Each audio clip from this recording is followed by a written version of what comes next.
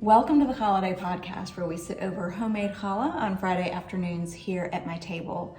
I'm your host, Tammy, priest, a Jewish follower of Jesus, and it's great to be with you again today as we take another look at these intersections between the Old and New Covenants.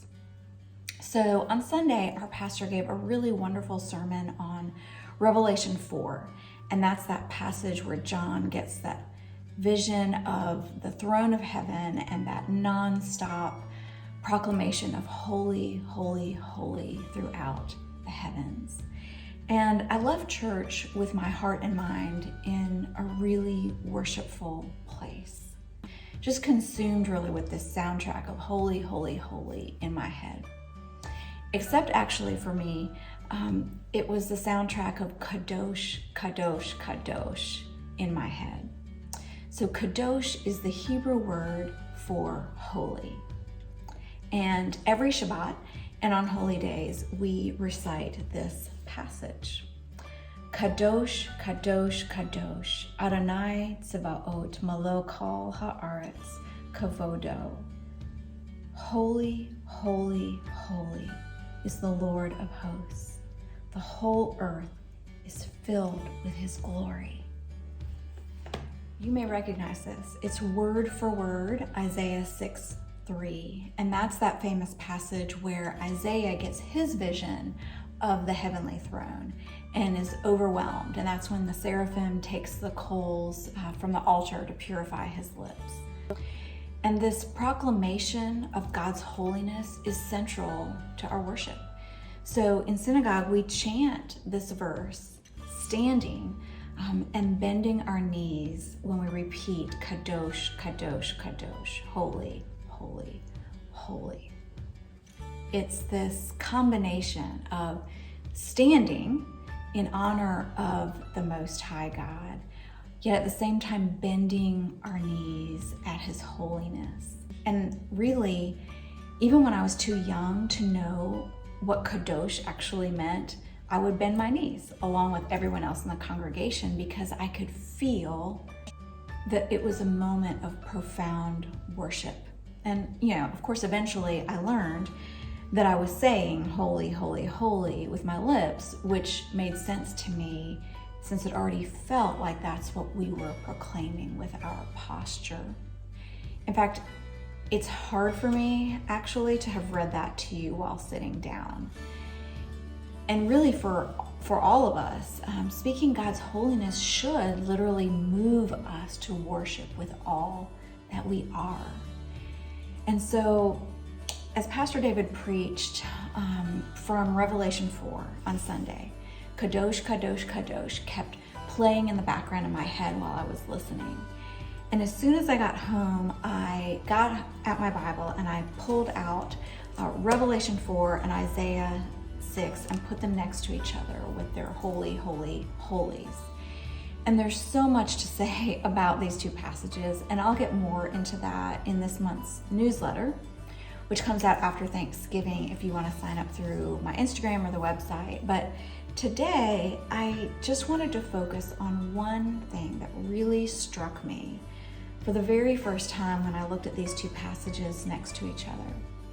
And it's something that hit me on Sunday, but really ministered to me throughout the week. So obviously these two passages mirror each other, right? They're the only two places in Scripture where God's holiness is proclaimed in triplicate. And it's proclaimed by the very same heavenly creatures in both the Old and New Testament passages, those creatures with their 6 wings surrounding the throne of God. Now, proclaiming God's holiness 3 times speaks to the completeness of his holiness. This triple proclamation is saying that God's holiness is absolute. It is full. And fullness is really a theme of this whole passage of Isaiah. Just the hem of God's garment filled the temple. His glory fills all the earth. Smoke fills the temple, and God's holiness, proclaimed 3 times, is full. And the same goes for the Revelation passage too. All of heaven is filled with the praise of God's holiness. But as I looked at these two passages as kind of bookends, one in the Old and one in the New, something was very different. God gave Isaiah his vision of his absolute fullness right before commissioning him to bring news of the coming exile. But he gave John the same vision before showing him the final heavenly victory, the slain lamb on the throne, reigning as the shepherd of all humanity, the one who has washed our robes white. And what struck me for the first time on Sunday was that looking at these passages, whether God was announcing the exile or the rescue, the proclamation was the same, that God is completely, fully holy. And it reminded me that whether I'm entering a season of despair or entering a season of restoration, I can still proclaim Kadosh, Kadosh, Kadosh, because God is still on his throne.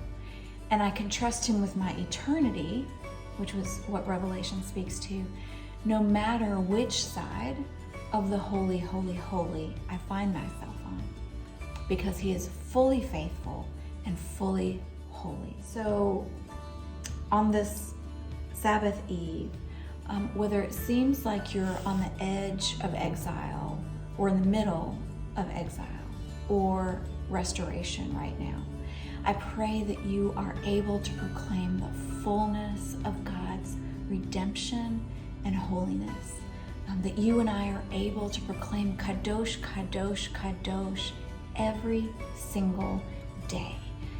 And of course, as we enter his rest today on this Challah.